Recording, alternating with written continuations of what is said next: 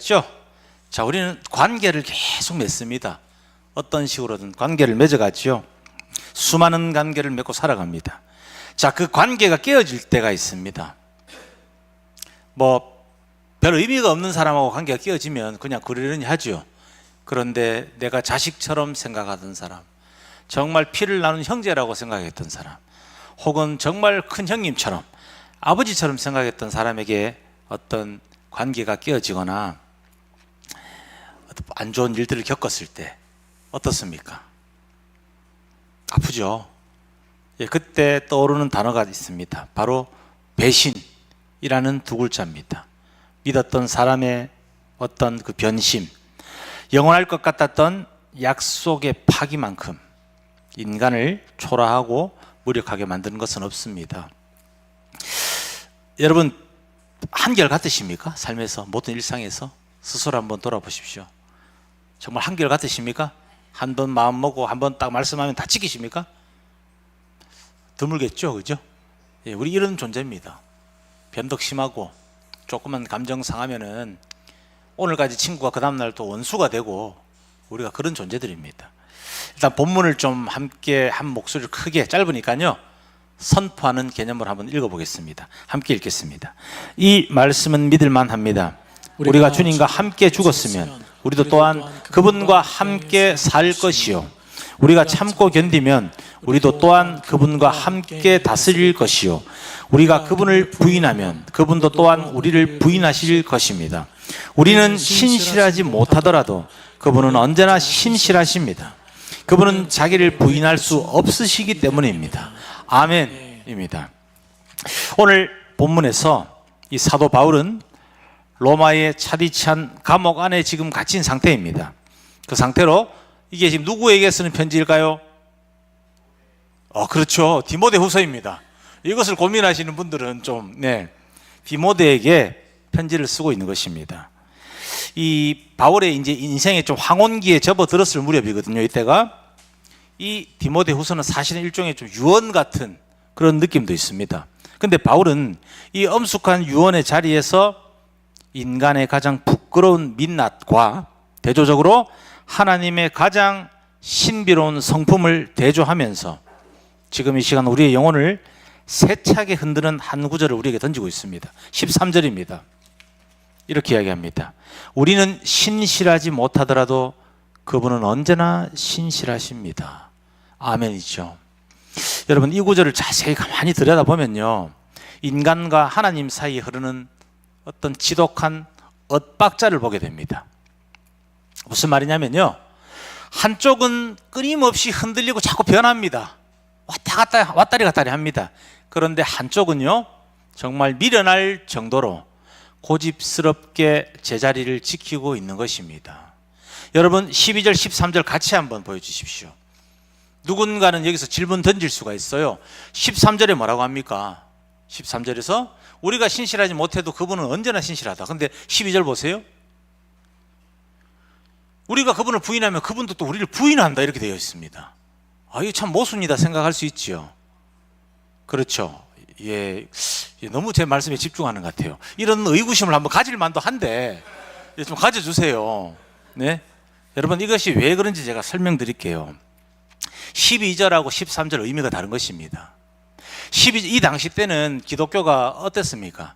엄청난 박해를 받는, 너 예수 믿어 안 믿어 했는데 믿는데요 하면 그냥 죽여버립니다. 막 찢어 죽입니다. 사람을 기름에 삶아 튀겨서 죽이고, 그런 시대였습니다. 자, 배교를 이야기하는 것입니다. 여기서 말하는 부인은 고난을 받거나 그러니까 자신의 목숨을 살리기 위해서 예수님을 부인하는 것을 얘기하는 겁니다. 배교를 이야기하는 것이고요. 13절 보겠습니다. 이 13절에 개역성경에서 미쁘다 이렇게 되어 있습니다. 신실하심이라고 합니다. 이것은 변치 않는 절대적인 하나님의 속성을 이야기하는 것입니다. 무슨 말이냐면요, 우리가 신실하지 못하다는 것은 베드로를 예를 들면 알 수 있죠. 왔다 갔다 하죠. 끝까지 주님 지킬게요, 그걸 얘기하는 겁니다. 그러나 진실로 회개하고 이 사람이 돌아왔을 때 주님 다시 품어주시죠. 변하지 않으시죠. 그 의미입니다. 즉 무슨 말이냐면 12절의 저 말씀도 지키신다는 겁니다. 우리가 배교했을 때는 주님에게 부인당한다는 겁니다. 무섭죠, 그죠? 그 뜻입니다, 이게. 네. 의구심을 가질 것이라 생각하고 제가 이것을 이렇게 찾아 조사를 했는데 이럴 줄 알았으면 그냥 할 걸 했습니다. 예. 우리가 흔히 이렇게 생각합니다. 특히 신앙이 연차가 오래되시고 스스로 믿음이 좋다 이렇게 생각하는 분들, 신실한 그리스도인들이라고 생각하는 분들이 주로 이렇게 생각합니다. 내가 열심히 노력해서, 내가 잘해서 이 자리에 왔어. 여러분, 이것이 종교라는 언어 아시죠? 단어를 아시죠? 그죠? 우리도 종교라고 일컫죠, 세상에서 기독교를. 여러분, 근데 기독교는 종교가 아닙니다. 다릅니다. 인간이 만든 종교가 아니에요. 신앙이고요, 신앙 생활입니다. 기브 앤 테이크가 아닙니다. 완전히 다릅니다. 종교라는 개념은 인간이 만든 개념이고요, 하나님께서는 종교 생활을 하라고 우리를 부르지 않았어요. 우리와 함께 하시기 위해서 부른 겁니다. 우리와 살아가기 위해서. 무슨 말이냐면요, 내가 열심히 노력해서 이렇게 되어야지 하는 그것이 종교의 기본적인 룰입니다. 세상의 룰도 똑같습니다. 부모들 항상 얘기하죠. 네가 지금 잠잘 시간이 어디 있어? 고3들 보고. 여기서 네가 남들보다 2배 안 자고 열심히 해야지 네가 많이 받아, 세상에서. 이게 종교의 룰이라는 것입니다. 네가 이만큼 정성을 바쳐야지 신도, 네가 믿는 신도 너에게 보답한다. 이런 기브 앤 테이크의 공식이라는 것입니다. 여러분, 우리가 믿는 하나님을 제외한 모든 세상의 종교가 다 그렇습니다. 헌신을 요구를 합니다. 지성을 드린다 하죠. 무릎 꿇고, 우리 아주 예전 조상들도 있었죠. 정한수를 떠다 놓고 새벽 2시, 3시에 일어나서 무릎을 꿇고 연골이 나갑니다. 그런 식으로 기도하면. 길바닥에서 한겨울에. 그런 식으로 정성을 많이 들여야지 신이 감동해서 네 남편 병을 낫게 해주고. 여러분, 잘 생각해. 예수님은 그러지 않았습니다. 먼저 찾아오셨습니다. 먼저 사랑하셨고 먼저 찾아오셔서 네가 이거를 주면 내가 너를 구원해 주겠라고 한 적이 없습니다. 여러분, 저는 제 자신을 돌아보면요, 저는 구원받을 건더기 찌꺼기가 없는 인간입니다. 주님한테 구원받을 만한 짓을 한 게 없습니다. 잘한 게 없습니다. 저는 그럴 자격이 없습니다. 그런데 그분께서 먼저 오셨습니다. 이유가 없습니다. 사랑해서. 그냥 아가페적인 사랑이죠. 무조건적인 사랑. 아무 조건이 없습니다. 그 대상이 사랑받을 만한 짓을 한 것도 없고 사랑받을 만큼 생긴 것도 아닙니다. 그냥 사랑해서 오셔서 그냥 구원해 주신 겁니다. 세상에 인간이 만들어낸 타 종교의 신들과 다른 것입니다. 불교 안 그렇습니까? 삼천배하라 하죠. 삼천배, 그렇게 육신으로 지성을 드리고 돈을 많이 내라고 하죠. 네가 내는 만큼 정성을 들이면 네가 원하는 걸 준다. 그런 신이 있으면 저도 하겠습니다. 한 3천만 원 주고 3억짜리 로또 되게 해달라고. 이만큼 드렸으니까. 여러분, 그렇지 않습니다. 알고 있으면서도 사람들은 속아요. 그게 우리의 약한 마음입니다. 무너지는 마음들입니다. 그렇게 연약합니다. 알고 있으면서도 속습니다. 오늘 바울이 선포하는 이 복음은 그 종교적인 상식을 완전히 뒤엎는 말씀입니다. 여러분, 잘 아셔야 됩니다. 하나님의 말씀이 담긴 이 성경책은요, 뭔가 우리의 대단함을, 우리의 신실함을 칭찬하는 책이 아닙니다. 우리 잘합니까? 오히려 정말 지독하게도 신실하지 못한 우리와 그럼에도 불구하고 언제나 신실하신 하나님 사이에 정말 이거 기묘한 사랑 이야기입니다. 있을 수가 없는 사랑 이야기죠. 모든 것을 하실 수 있고 전능하시고 전지하신 그 주님께서 우리를 사랑하고 우리를 챙겨줄 이유가 없습니다. 자기 목숨을 던지면서까지 이렇게 배신 잘하고 밥 먹듯이 마음이 바뀌는 우리를 위해서 죽으실 이유가 없는 것입니다. 죽기까지 사랑할 이유가 없는데 그렇게 하신 것이죠. 그러니까 이게 정말 희한한 기묘한 사랑 이야기라는 것입니다. 인간의 사랑을 보세요. 부모 자식 빼고는 안 그렇습니까? 연인간도 그래요. 주고받고입니다. 주고받고. 살아가고 좋을 때는 당신 없으면 안 될 것 같죠. 막 우리 엄마보다 네가 더 좋다 그러죠. 헤어질 때 보세요. 헤어질 때 보십시오. 원수도 그런 원수가 없습니다.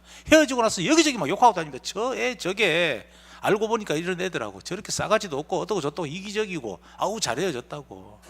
인간이 이렇다는 겁니다. 왔다 갔다 왔다 갔다. 늘 그렇죠. 우리 한번 좀 오늘 솔직해져 보기 원합니다. 정말 우리 중에서 단 한 번도 나는 주님을 배신하지 않았다라고 자신 있게 말할 수 있는 사람 있습니까? 없죠. 예, 저도 그렇게 할 수 없습니다. 물론 보십시오. 지금 로마 시대 성도들처럼 막 예수님 믿는다는 이유로 사자굴에 막 던지고 단두대에서 막 목 잘라 죽이고 끓는 물에 삶고 이런 시대는 아니죠. 그죠? 그런 상황을 겪지 않고 있죠. 지금은. 그래서 착각합니다. 그런 상황 안 겪어봤죠. 당장 단두대 칼날이 목에 있고 네가 지금 예수 믿는다면 바로 목을 자를 거야 하면 거기서 과연 부인하지 않을 사람이 몇 명 있겠습니까? 펄펄 끓는 기름 가마솥을 바로 옆에 놔두고 네가 지금 예수를 믿어 안 믿어? 믿는데요 하면 바로 튀기 죽입니다. 부인하지 않을 자신 있습니까? 그래서 우리 착각하고 삽니다. 스스로 생각합니다. 아, 나는 꽤 괜찮은 종교인이야. 꽤 괜찮은 신앙을 갖고 있어. 이렇게 살아가는 겁니다. 그러나 우리의 배신은 훨씬 더 교묘하고 더 일상적입니다. 나의 아주 작은 이익이 걸려 있을 때, 내 알량한 자존심 지켜야 될 때, 혹은 내가 지은 부끄러운 죄를 감춰야 될 때 우리는 너무나 쉽게 주님의 말씀을 외면합니다. 성경에서 분명히 일러주고 있어도요, 못 본 척 못 들은 척 합니다. 분명합니다. 이것은 세상의 트렌드, 어떤 유행들을 따라가느라 주님의 좁은 길을 슬그머니 이렇게 벗어납니다. 좁은 길로 가려고 하지 않아요. 편한 길로 가려고 합니다. 여러분, 배신이 있지 않습니까? 뭐 등에 꼭 칼을 꽂아야 배신이 아닙니다. 이 일상의 작은 것들이 배신이라는 것입니다. 이 지점에서 우리는 2000년 전 예루살렘의 한 뜰에 서 있던 예수님의 제자 베드로, 우리 신앙의 선배를 한번 만나보겠습니다. 어떤 사람인지 아시죠? 왜 베드로 얘기하는가? 호언장담하던 사람입니다. 이분은 어부셨고 원래 성질도 굉장히 다혈질입니다. 호전적이고 공격적인 성향도 있었고, 예수님 체포하러 오니까 귀를 잘라버리잖아요. 말고 귀를 잘라버리지 않습니까? 이렇게 얘기하죠. 베드로는 모두가 주님 버릴지라도 나는 죽는 데까지 끝까지 같이 간다. 여러분, 근데 이것이 베드로가 연기 아니었어요. 진짜였습니다. 그 순간만큼은 이분의 성정에서 이게 진심이었거든요. 우리도 비슷합니다. 어떤 뜨거운 부흥회 때 막 눈물에 기도 드리고 막 소리 지를 때는 베드로처럼 진심이죠. 내 감정이 막 올라올 때, 마음이 막 뜨거워질 때 주님을 위해서 살겠습니다. 이렇게 외칩니다. 하지만 인간의 이 진심이 얼마나 유약한 유리잔 같은가, 이것을 여러분 생각하셔야 됩니다. 이것을 인정하려고 하지 않아요. 여러분 정말 이거 인정하셔야 됩니다. 우리 정말 약한 존재들입니다. 한번 진짜 돌이켜 보십시오. 자기 자식 키우면서도 안 그래요? 자식 미울 때는 막 버리고 싶은 마음이 순간 들어요. 진짜 그 정도로 힘들 때 있습니다. 부부간에 안 그렇습니까? 작은 마음이지만 스쳐 지나간 마음일지라도 이 사람하고 못 살겠다. 그게 뭡니까? 그게 그 사람 배신하는 거지. 못 살겠다고 얘기하는 건데, 연애하고 너 없으면 죽는다고 할 때는 뭘 죽어? 죽기는 너 때문에 죽겠다 지금은. 그렇게 이야기하잖아요. 그렇지 않습니까? 여러분, 이렇게 연약한 존재라는 것입니다. 우리는 정말 거슬러 올라가면 원죄라는 속성이 있어요. 죄에 타락한 그 근본적인 속성이 있습니다. 그래서 매일 바울이 그렇게까지 처절하게 얘기하는 이유입니다. 날마다 자기를 친다고.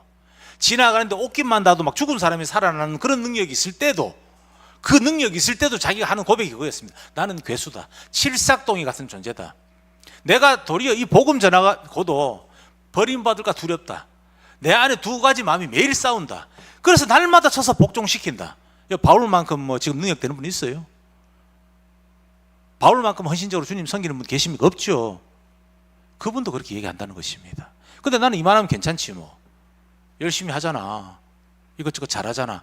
잘하고 계십니다. 맞습니다. 그것을 부정하는 것이 아닙니다. 그러나 내면 깊숙한 곳을 보라는 것이죠. 죄성을 보라는 것입니다. 얼마나 자주 마음이 바뀌고 변덕이 심한지 말입니다.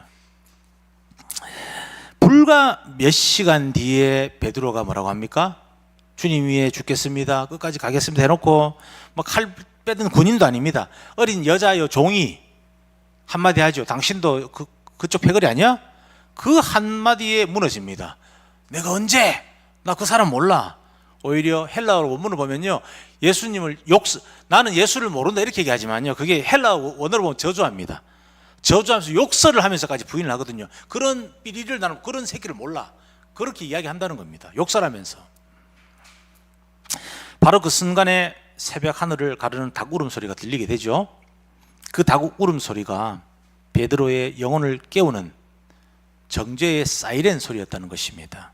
베드로 나가서 펑펑 웁니다. 막 통곡합니다. 그 눈물은요, 단지 부끄러움의 눈물이 아니었던 것입니다. 나라는 존재의 바닥을 보아버린 사람의 절망이라는 것입니다. 내가 이것밖에 안 되는 인간이었구나. 내 믿음의 바닥이 이렇게 얕은 것이었구나. 이 사람은 더 했겠죠. 자기 자신을 분명히 믿었습니다. 자신의 성격이나 자신의 힘을 믿고, 그렇죠. 웬만한 사람들 자기하고 부딪히면 못 덤비거든요. 그리고 그 호전적이고 다혈질적인 그 성품으로 막 뱉었잖아요, 입으로.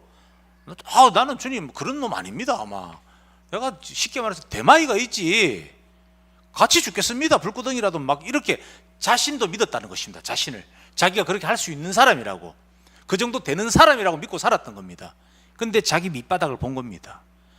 얼마나 자신이 정말 부끄러웠겠습니까? 오늘 우리도 이 새벽 닭 울음소리 앞에 서야 한다는 것이죠. 나의 연약함, 영적인 파산을 정직하게 인정하는 통곡이 없이는 복음의 진짜 은혜를 만날 수가 없다는 것입니다. 그것이 먼저입니다. 종교적인 행위나 랄랄라 또또또 방언 많이 하고 황홀경에 사라지피는 그 감정의 어떤 그런 것들이 은혜를 받는 것이 아니고요, 내 마음이 먼저 깨져야 된다는 것입니다. 여러분, 교회는요 정말 죄인이 들어옵니다. 죄인이 오는 곳입니다. 거룩한 하나님 만나고요, 태어나서 처음으로 고민을 하는 곳입니다. 자기 죄에 대해서, 자신의 본 모습에 대해서, 자신이 믿어왔고 주장했던 자신의 참모습을, 보지 못했던 참모습을 보는 것입니다. 거룩한 하나님을 만나서 마음이 깨어져서 거꾸로지는 곳이 교회입니다. 자신을 뽐내러 오는 곳이 아닙니다. 마음이 깨어지고 거룩한 하나님 앞에서 거꾸로지지 않고는요, 그거 하나님께 은혜 받은 거 아닙니다. 착각하지 마십시오. 뭔가 감정적으로 충만해져 가지고요, 그것을 부인하지는 않습니다. 그러나 본인만 은혜 받습니까? 본인만 그러면 특별합니까? 아니죠. 하나님 누구만 더 사랑하고 덜 사랑하고 그러지 않습니다. 얘를 더 사랑해서 그러면 얘한테 방해되는 얘를 하나님 죽이겠어요? 그런 하나님이 어디 있습니까? 여러분, 주님 앞에 엎드려 통곡하십시오. 정말 나의 연약한 나의 이 영적인 연약함들을 그냥 주님 앞에서 파산 신고하십시오. 이것이 선행되지 않고는요, 어떤 봉사도, 어떠한 신비적인 죽은 사람을 살리는 능력을 받았을지라도 그것은 하나님께 받은 참된 은혜가 아닌 것입니다. 베드로가 자신의 실패에 갇혀서 절망하고 있을 때 오늘 본문 13절 후반부에서 이런 경이로운 선언을 합니다. 이렇게 얘기하죠. 정말 놀라운 이야기입니다. 그분은 자기를 부인할 수 없으시기 때문이다. 우리는 배교하죠. 부인하죠. 그죠? 여러분, 근데 이게 무슨 뜻입니까? 왜 하나님께서는 우리가 배신해도 여전히 신실하셔야만 하는 것입니까? 우리는 안 그렇죠. 참고 아무리 참다 아무리 좋은 사람도, 인간은 정말 해도 안 되고 나를 배신하고 돌아서는 사람을 솔직히 화내잖아요. 나도 너 안 봐. 돌아서지 않습니까? 근데 하나님은 신실합니다. 우리의 이 죽 끓듯이 끓는 변덕에도. 왜요? 이유는 너무 단순합니다.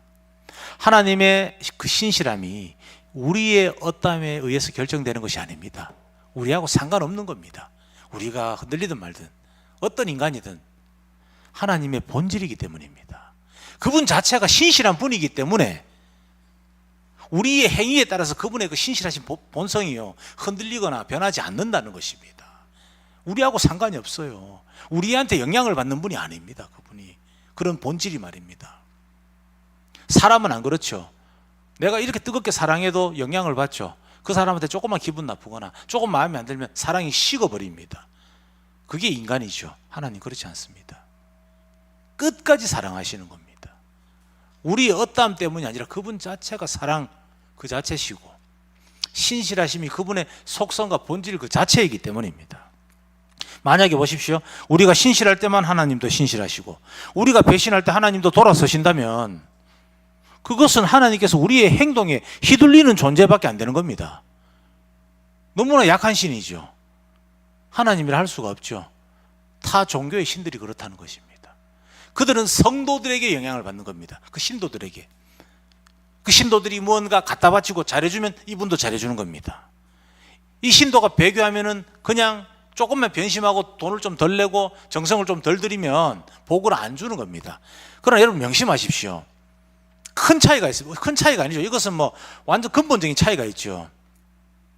그들이 주는 복은 세상적인 복이라는 것입니다. 기복적인 복을 주는 것이고요. 주님께서 우리에게 주시는 복은요, 구원입니다. 영생입니다. 우리가 살다 가는 동안 몇십 년 동안 잘 먹고 잘 살게 해주는 복이 아니라 타종교 신들이 그렇죠. 하나님은 그런 분 아닙니다. 우리를 영원히 사랑하기 위해서, 영원히 품기 위해서 오신 것입니다. 우리가 생각하는 사랑의 개념과 애정의 개념과는 완전히 다른 것입니다. 여러분, 아가페 사랑입니다. 에로스 사랑이 아닙니다. 인간이 하는 사랑은 에로스적인 사랑이죠. 하나님의 사랑은 아가페적인 사랑입니다. 그것이 바로 자기를 부인하실 수가 없다라는 말의 진짜 의미라는 것입니다.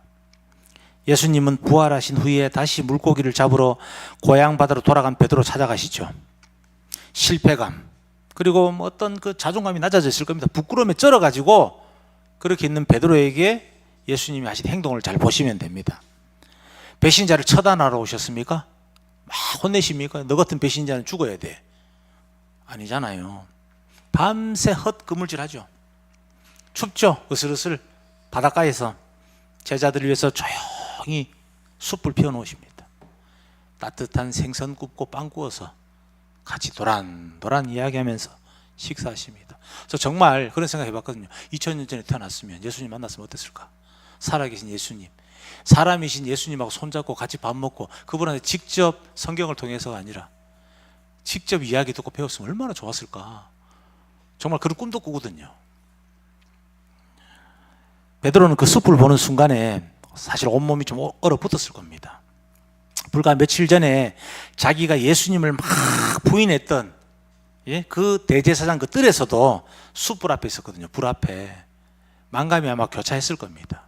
부인하던 자리에 불타는 불을 보고 있었는데 예수님께서 오셔서 불 피워놓고 빵 구워주고 생선 구워주니까 예수님은 베드로의 그 배신의 기억이 어린 그 숯불을 사랑과 용서의 숯불로 덮어버리셨다는 것입니다. 그리고 다그치지 않고 물으셨습니다. 네가 나를 사랑하느냐? 이렇게 물어보십니다. 3번 물어보시죠. 여러 번 물어보시죠. 왜 여러 번 물어보신 줄 알아요? 우리나라 언어로 정 표현이 안 되는 것들이 있어요. 우리는 그냥 사랑하냐 하면 사랑합니다. 그냥 사랑이라는 2글자로 끝나죠. 언어를 보면 그렇지 않아요. 예수님은 자꾸 아가페적인 네가 아가페로 나를 사랑해 묻는데 베드로는 그렇게 대답하지 않는 겁니다. 자꾸 형제 스트로게 뭐 이런 식으로 얘기합니다. 그러니까 형제의 마음으로 사랑하고 동료의 마음으로 사랑하고. 그건 이제 관계가 있는 사람이니까 사랑하는 건데 예수님은 그게 아니잖아요. 그냥 무조건 사랑하는 거잖아요. 그걸 자꾸 물어보시는 거예요. 베드로를 다시 살려낸 것은 어떤 베드로의 대단한 노력, 각성, 많이 울어서 그 눈물의 양이 아닙니다. 제자의 배신보다도 더 집요하고 고집스러웠던 우리 주님의 신실하심이죠. 돌이켰기 때문에 받아주신 것도 당연히 맞겠지만요, 그보다 앞서서 회개했기 때문에 받아들인 이유보다도 주님 자체가 신실하신 분이기 때문인 것입니다. 아멘이죠. 제자는 주님을 부인했습니다. 주님은 차마 그 제자를 부인할 수가 없어서 끝내 찾아와서 긍휼함을 베푸신 것이죠. 자, 사랑하는 형제자매 여러분, 오늘 우리 사도 바울이 우리에게 주고 싶었던 울림은 바로 이것입니다. 자, 화면 한번 부탁드립니다. 눈으로 함께 따라 읽겠습니다. 네 실패에 걸려서 넘어지지 말아라. 네 연약함에 함몰되지 말아라. 네 시선을 너의 부끄러운 민낯에서 돌려 너를 향해 여전히 신실하신 예수 그리스도를 바라보아라. 오늘 주님께서 이 이야기가 하고 싶은 것입니다.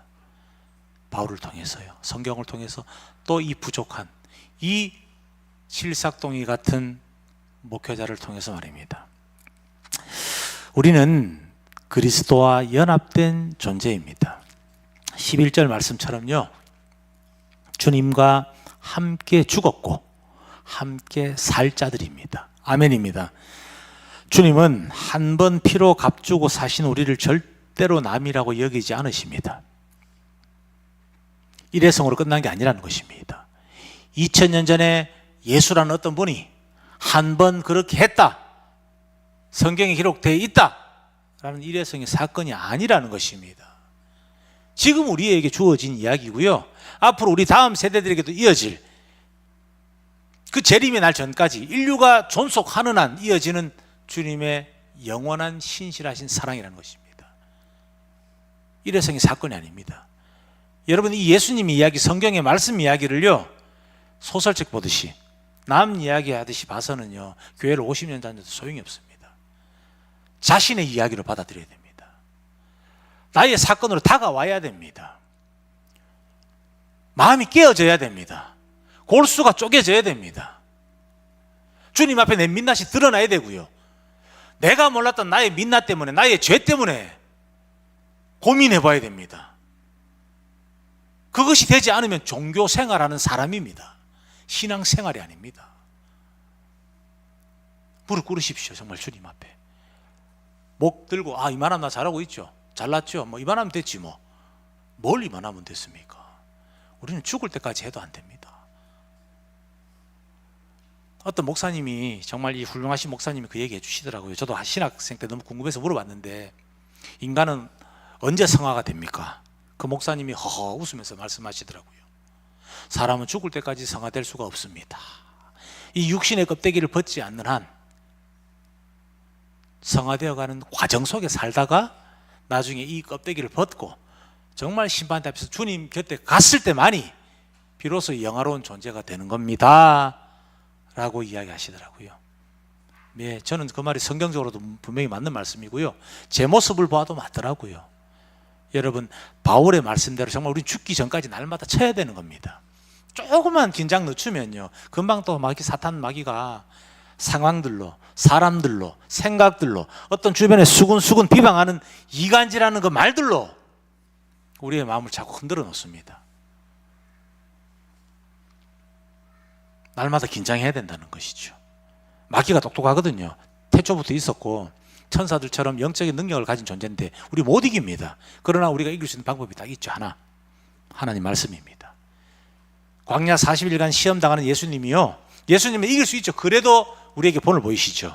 마귀가 시험할 때마다 뭘로 대적합니까? 말씀으로 대적합니다. 사람이 빵으로만 살 수 없고 하나님의 말씀으로 살아야 되고, 말씀으로 대적하죠.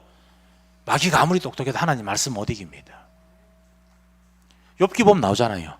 마귀도 허락받잖아요. 하나님한테 죄를 내가 좀 괴롭혀도 될까요? 허락받잖아요. 아무리 마귀가, 사탄 마귀가 하나님을 흉내내어도 따라갈 수도 없고요, 하나님의 능력을 어떻게 할 수 없다는 것입니다. 마귀가 얘기했다더라고요. 하나님, 저도 흙으로 사람 만들 줄 압니다. 막 자랑하니까 하나님 얘기했답니다. 흙부터 만들어봐라. 못 만들죠. 여러분, 마귀도 빛의 사자처럼 하나님의 말씀처럼 우리 영혼에 들어옵니다. 바른 말인 것처럼, 옳은 말인 것처럼. 세상의 이치로 보면 참 윤리적이고 도덕적인 말이거든요. 그것을 초월한 영적인 눈을 가져야 됩니다. 그것을 분별해야 됩니다. 그럴듯합니다. 정말 하나님 말씀처럼 우리한테 이야기합니다. 그 말씀 가운데 안에 평안과 기쁨이 있는지 한번 돌이켜봐야 됩니다. 그리고 기도해야 됩니다. 여러분, 우리가 이렇게 막 흔들릴 때요, 주님은 우리의 손을 어떻게 하시겠습니까? 더 꽉 잡아주시는 겁니다. 그것을 위해서 지금 우리에게 성경을 주고 말씀을 주신 것입니다. 그러므로 바로 지금 우리는 다시 일어설 수 있다는 것입니다. 왜요? 내가 똑똑해서 아닙니다. 예수님이 우리 손을 꽉 잡아주시고 우리가 능히 이길 수 있는 말씀을 주셨기 때문입니다. 내가 이제부터는 절대 죄를 안 지을 자신이 있어서도 아닙니다. 내 안에 계신 주님께서 결코 나를 포기하지 않으실 것을 알기 때문입니다. 아멘입니다. 믿으십니까? 예, 여러분 믿으셔야 됩니다. 이것이 팩트입니다. 주님 여러분 포기하지 않으십니다. 내가 어떻게 돼도 포기하지 않으십니다. 여러분, 위대한 신앙인이 무엇입니까? 한 번도 안 넘어진 사람 아닙니다. 여러분, 그런 사람은 없습니다. 안 넘어지고는 회심도 못합니다. 어거스틴 같은 신학자들 유명하죠. 예, 개차반으로 살다가 거꾸로 지고 나서 회심하는 겁니다. 계속 넘어지는 삶을 사는 겁니다. 베드로도 넘어졌죠. 부인하고요, 다시 일어섰죠. 여러분, 위대한 신앙인은요, 안 넘어지는 사람이 아니라 넘어질 때마다 변함없는 주님의 신실하심을 의지하여서요, 다시 일어나는 사람입니다. 가룟 유다가 그걸 못한 것입니다. 주님을 팔았다 해서 죽은 것이 아닙니다. 주님은 팔 걸 알고 계시면서도 계속 기회를 주셨죠. 계속 기회를 주시는 것입니다. 주님을 팔아서 벌 받은 것이 아니라요, 돌이키지 않았기 때문에. 자신의 죄를 사람은 자신이 해결할 수가 없는데 유다는 그 죄책감을 안고 스스로 자신이 자신의 죄를 해결하다 보니까 결국에는 자결을 하는, 그렇잖아요. 인간이 해결할 수 있는 방법이 그거밖에 안 되는 겁니다. 베드로처럼요, 자신의 죄를 주님 앞에 고백하고 주님에게 용서받았을 때 우리는 새롭게 되는 것입니다. 한 단계 올라서는 것이죠. 오늘 하루 낙심과 좌절의 자리에서 여러분들 먼지를 좀 털고 일어나십시오. 그러시길 바랍니다. 낙심되는 분들 계시죠? 지금도 힘드신 분들도 계실 것입니다. 건강 때문에 혹은 관계 때문에, 누군가의 말 때문에, 어떤 내가 원치 않는 생각 때문에도, 누군가는 연인 때문에, 여기 연애하는 사람이 누구 있을 것입니다. 분명히. 여러분, 둘도 털고 일어나십시오. 그 어려움 가운데서 다시 또 일어서고 그것을 내가 감내하고, 여러분 이것이 가장 오늘 핵심 이야기입니다. 고난들, 고통들이 있죠. 여러분 그것을 주님의 고통과 한번 대조해서 항상 해석을 해보십시오. 주님께서 겪으신 그 고통을 나의 고통과 항상 대조해서 한번 해석을 해보시기 바랍니다. 달라집니다. 원망에서요 감사함으로 바뀝니다. 제가 마지막 목사 면접 구두 시치에서 목사님이 그 질문했습니다. 제가 쓴 논문의 제목이 주제가 하나님의 고통입니다. 하나님의 고통. 그걸 어떻게 한마디로 얘기해 보라 하더라고요. 저보고. 그랬습니다. 제 몸에 수십 개의 상처가 있다고 그랬습니다. 뼈가 부러진 상처도 있고 팔이 부러진 상처도 있고, 그것과 비교할 수 없는 마음의 큰 상처들도 너무나 많다고 했습니다. 그것이 너무나 억울했다고 했습니다. 예수님 만나기 전에. 예수님을 만나고 나서 그 상처들이 너무나 감사하다고 했습니다. 왜요? 내가 상처받고 다쳐봤기, 그렇죠? 고통받아봤죠? 누군가를 더 공감할 수 있게 됐다는 것입니다. 예수님의 아픔을 조금이나마 더 이해할 수 있게 됐다는 것입니다. 그래서 그것들이, 그 시간들이 억울하지 않고 조금 더 고생시켜 주시지 그랬냐, 그런 생각까지 하게 됐다고. 주님을 더 공감하고 싶은데, 여러분 자신의 고통을요, 자신의 생각들을 주님에게 물어보십시오. 주님의 일대기를 한번 그려보십시오. 머릿속에서. 신실하신 주님은요 끝까지 우리 손을 잡고 두벅두벅 걸어가십니다. 우리의 배신보다도 크신 주님의 그 신실함이 오늘 저와 여러분들의 삶을 분명히 마침내 승리로 이끄실 것입니다. 아멘입니다. 우리 함께 기도하는 시간 가지겠습니다.